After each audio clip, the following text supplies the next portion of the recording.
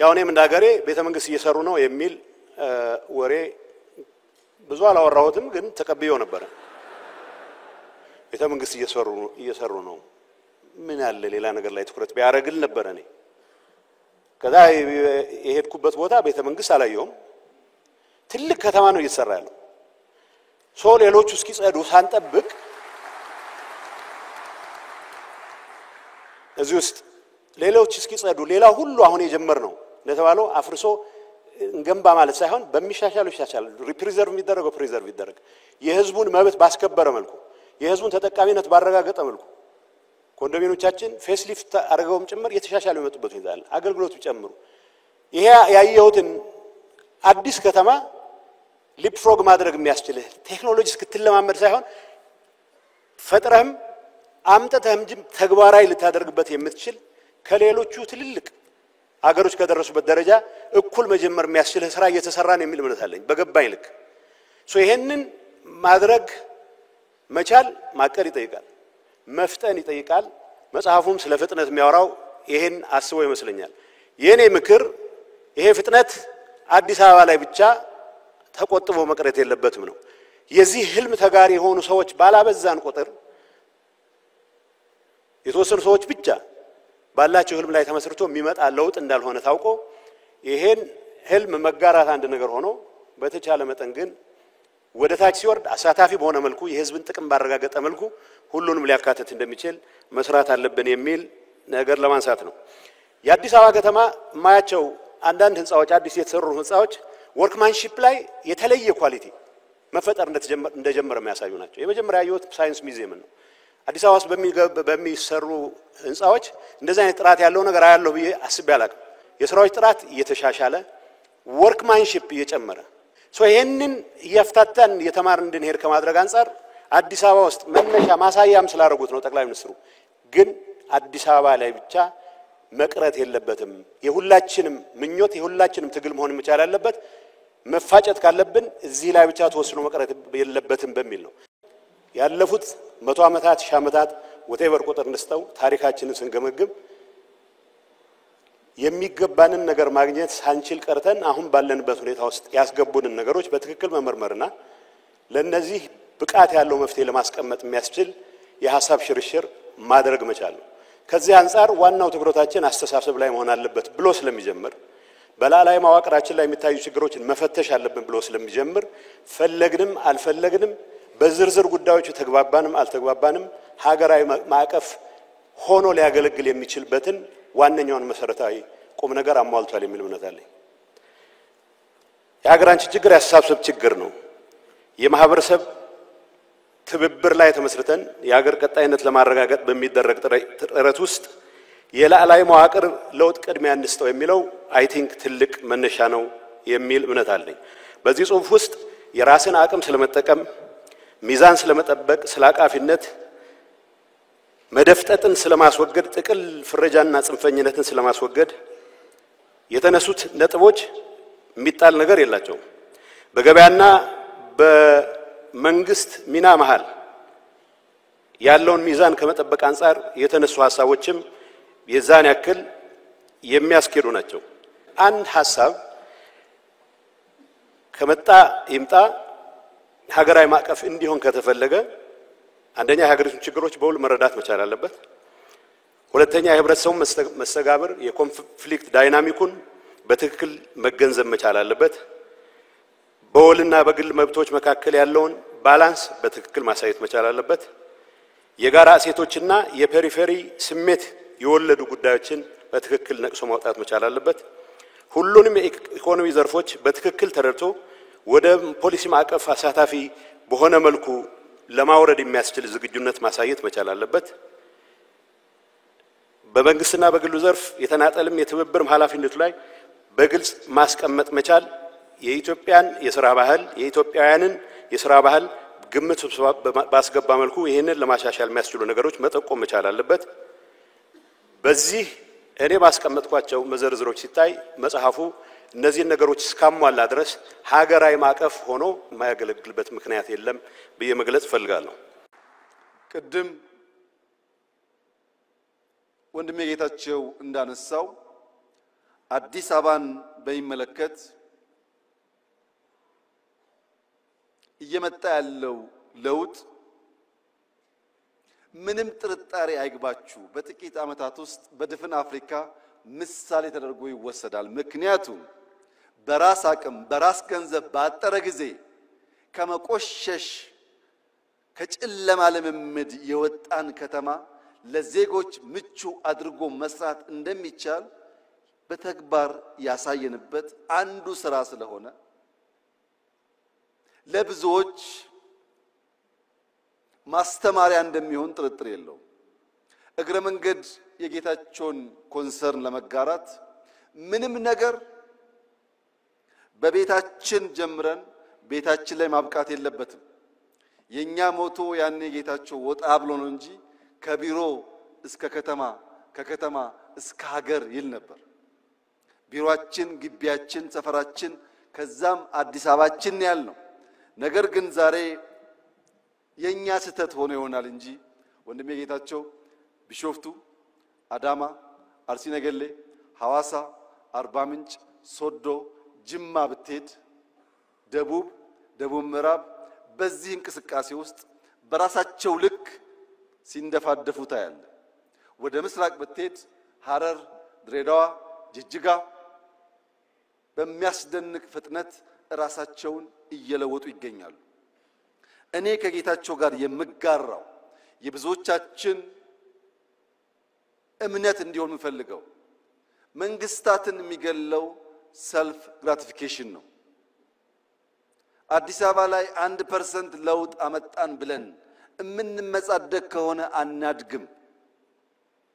እምናድገው በቁጭታችን ልክ ስንተጋ ነው። መልካም ጅማሮ ጀምረናል። ማንም ቢያምንም ባያምንም አስደናቂ ጅማሮ ጀምረናል። ግን ጅማሮ ነው። ጅማሮ ምን ይፈልጋል? ኮንቲኒቲ ይፈልጋል። ልክ እንደ መደመር ሳይቆራረጥ መከወን አለበት። ያንን ካደረግን ድፍን ኢትዮጵያ የውበት የለውጥ የዘመናዊነት ምሳሌ ተደርጋ መጠቀስ ትችላለች። ሌላው ሪቨርሳይድ ነው። ቅድም ዶክተር ዳኛቸው ከተፈጥሮ ጋር አያይዞ የኢትዮጵያን ወንዞች አጠቃቀምና ብልሽት ገልጿል። የአዲስ አበባ የሪቨርሳይድ ፕሮጀክት ወይም የአርባ ምንጭ የሪቨርሳይድ ፕሮጀክት ካለምንም ጥርጥር ለብዙ ሀገራት ምሳሌ መሆን ይችላል። እጅግ አኩሪ ጅማሮ ነው ያለው። ይህንን ጅማሮ በማስፋት ለመላው ጥቁር ሕዝብ ምሳሌ የሚሆን ስራ ለካ ይቻላል የሚል እሳቤ ማስተጋባት ከአዲስ አበባ ይቻላል። በስንዴ ላይ የነበረው ዘመቻና የተገኘው ውጤትም እንደዚሁ ሊገለጽ የሚችል ነው።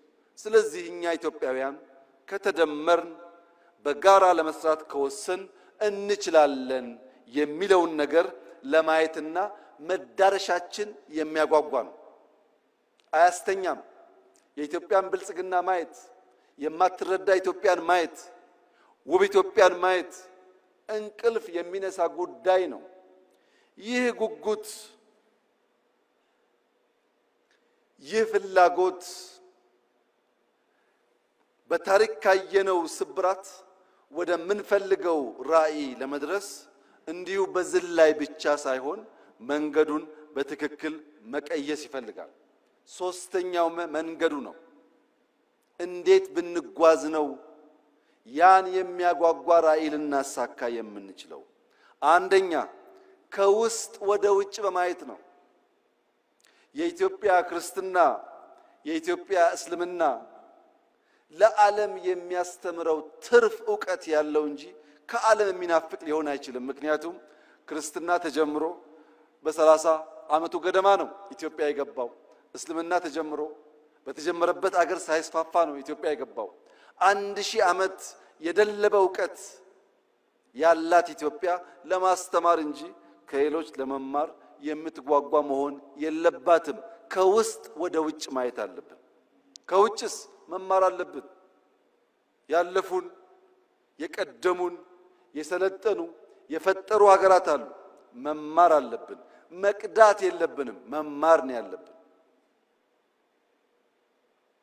ከነሱ ስንማር የኛን መርምረን አሰናስለን ግልጥ ያለ ሐሳብ መያዝ ስንችል የአቅምና የአቋም ድማሮን ስንፈጥር ኢትዮጵያ ውስጥ የአቅምና የአቋም ድማሮ ከፈጠርን ተአምር መስራት እንችላለን።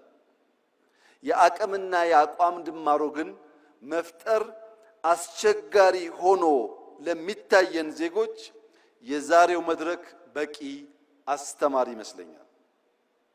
አብይና ዘሪሁን፣ አብይና ጌታቸው፣ አብይና ፈላስፋው ዳኛቸው ስለ ሀገራቸው ጉዳይ በአንድ ቦታ የሚቀራረብ ቋንቋ መነጋገር የሚችሉ ከሆነ ከነዚህ ሰዎች የተለየ ክሪቲክ ከነዚህ ሰዎች የተለየ ሐሳብ የሚያንሸራሽር እምብዛም የለም።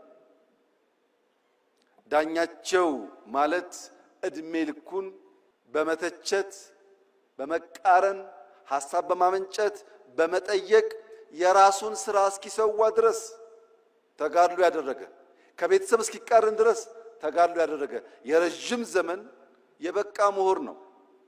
ዘሪሁን በኢህአዴግ በመጀመሪያ ወራት ከዩኒቨርሲቲው ከተባረሩ ምሁራን መካከል አንዱ ነው። በዚሁ ስራው ኢህአዴግ ውስጥም ደጋፊ ተቺ ነበር፣ በእኛ ጊዜም ተቺ ነበር። ለመተቸት ሐሳብ ለመመንዘር ችግር ያለባቸው ሰዎች አይደሉም። የጌታቸው መናገር አያስፈልግም ብዬ ከነዚህ ሰዎች የተሻለ የደረጃ ሐሳብ ይዞ በኢትዮጵያ ናሽናል ኢንትረስት ላይ የሚታገል ብዙ ሰው አላየውም። ለሁላችንም ኢትዮጵያ ትበቃለች። ምን ደመረው በአንድ ጭንቅላት ለማሰብ አይደለም፣ ስለ አንድ ሀገር ለማሰብ ነው። የምንደመረው በአንድ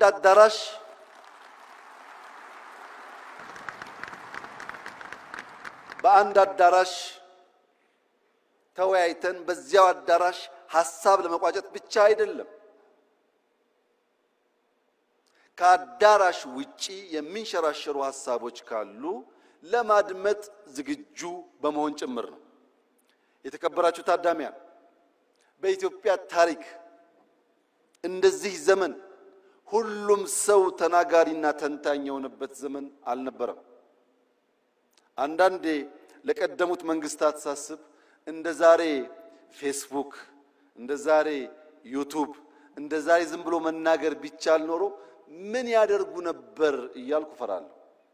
ምክንያቱም 97 ዓመተ ምህረት እነ ፕሮፌሰር ብርሃኑ ነጋ እና ሌሎች ታዋቂ የኢትዮጵያ ፖለቲከኞች አዲስ አበባን በሚያምሱበት ዘመን አንድ ቲቪ ብቻ ነበረን፣ ኢቲቪ የሚባል። ፋና እንኳን ቲቪ አልነበረው፣ ኢሳት አልነበረም። በአንድ ቲቪ ያን ያክል ከታመስንና ያን ያክል ከሞትን እንደዛሬ በመቶዎች የሚቆጠሩ ቲቪዎች ባሉበት ጊዜ ውስጥ ያ ትኩሳት ቢኖር መንግስታት ሾክ ኦብዘርቨር ኖሯቸው በትዕግስት ለማድመጥና ለማለፍ ካልቻሉ ኢትዮጵያ ውስጥ ምን ሊፈጠር እንደሚችል ሁላችሁም ማሰብ አይሳናችሁ። ሾክ ኦብዘርቨሩ በርከት ያሉ ሾኮችን የሚሸከምበት ዋናው ምክንያት የሚያጓጓ ራዕይ ስላለ ነው። እልህ፣ ወኔ፣ ቁጣ ጠፍቶ ሳይሆን ያ የሚያጓጓው የብልጽግና ራዕይ ግድ የለም እኛ ስንረገጥ ነገር እንዳያልፈን በትዕግስት አብዞርብ ያደረግን ብንሻገር ይሻላል የሚል ምርጫ ስለወሰድን ፕሮፌሰር ብርሃኑ ነጋ፣ አቶ ጌታቸው ረዳ፣ አቶ መላኩ አለበል እና ሌሎች ባለስልጣናት በጋራ ሆነው የኢትዮጵያን መንግስት የሚመሩ ከሆነ የኢትዮጵያ መንግስትም ሐሳብ እና ብቃት ካላቸው ለመቀበል ዝግጁ ከሆነ ቢያንስ በመጽሐፍና በንግግር እንጨቃጨቅ ይሆናል እንጂ የሚያደባድብ የሚያጋድል ምክንያት የለም ማለት ነው። ስለዚህ መንገዱ በተቻለ መጠን ኢትዮጵያውያንን በጋራ ራዕይ ላይ መሰብሰብ ያስፈልጋል ብሎ ያምናል። ኢትዮጵያውያን በጋራ ራዕይ ከተሰባሰቡ በኋላ ስብራት ለይተን መፍትሄ ማበጀት ደግሞ ያስፈልጋል።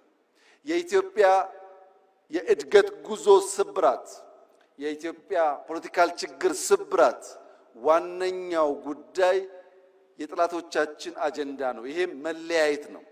ዘር፣ ሃይማኖት፣ ጾታ፣ ሰፈር፣ መንደር እየተባለ መለየት ነው። ለዚህ መፈወሻ መድኃኒት ደግሞ መደመር ብቻ ነው። እኛ መደመር ስንል ጠላቶቻችን ይደነግጣሉ። ምክንያቱም ስንደመር እንዴት ያለ ታሪክ እንደምንሰራ በጥንት ዘመን የኢትዮጵያ ታሪክ ስለሚታወቅ ኢትዮጵያውያን ትግሬ፣ ኦሮሞ፣ አማራ፣ ጉራጌ፣ ወላይታ፣ ሲዳማ ባንባባል ያ ቢከበር በጋራ መቆም ብንችል መፍጠር እንችላለን። በአስፈላጊ ቦታ ደግሞ መዝለል እንችላለን። መከተል ሳይሆን መዝለል እንችላለን። ከተቀባይነት ተከታይነት መላቀቅ እንችላለን። ሐሳብ ተቀብለን፣ ገንዘብ ተቀብለን፣ ሚሽን ተቀብለን ኢትዮጵያ ላይ መለማመድ ተገቢ አይመስለኝም። የብዙዎች ችግር ፊዚካሊ አልተገዛንም ብንልም ቨርቹዋሊ በብዙ የቆሸሹ ሐሳቦች የተገዛ ስብስብ ያለበት ሀገር ነው ኢትዮጵያ። የሰውን ሐሳብ ከናሽናል ኢንተረስት አንፃር መመዘን ከተቸገርን እዚያ ማዶ የምንሰማው ሁሉ ትክክል ከሆነ ለመመርመር ማንዘጋጅ ከሆነ የኢትዮጵያን ብልጽግና ማረጋገጥ እንቸገራለን። ስለሆነም መደመር አለብን። የምንደመረው መከፋፈል የኛ የኢትዮጵያውያን ሐሳብ ሳይሆን ኢምፖዝ የተደረገ ቶት ስለሆነ ያለ መከላከል እንደመራለን። ሌላው በጉዟችን ማየት ያለብን ነገር የስነ ልቦና ስብራት ነው። ተሰብረናል፣ አንችልም ባዮች ነን። ይሄ ነገር አዲስ አበባ ነው። ይሄ ነገር